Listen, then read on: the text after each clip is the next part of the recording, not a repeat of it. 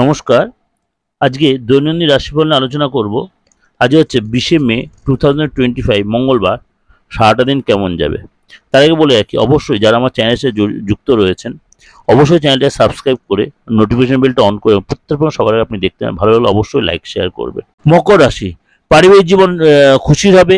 আপনার কোনো অর্থ আসবে এবং তার জন্য আপনার আসার জন্য রাস্তা প্রশস্ত হবে এবং ব্যবসায়িক লাভ হবে। ঘরে কোনো মাঙ্গলিক কাজ নিয়ে আলোচনা হবে এবং ধার্মিক কাজে রুচি বাড়বে আপনার।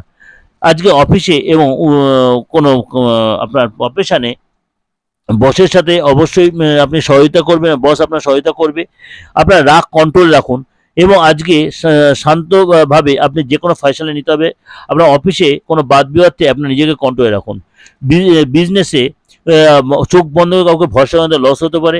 বাবার শরীর স্বাস্থ্য অবশ্যই যত্ন দিন এবং ধ্যান দিন।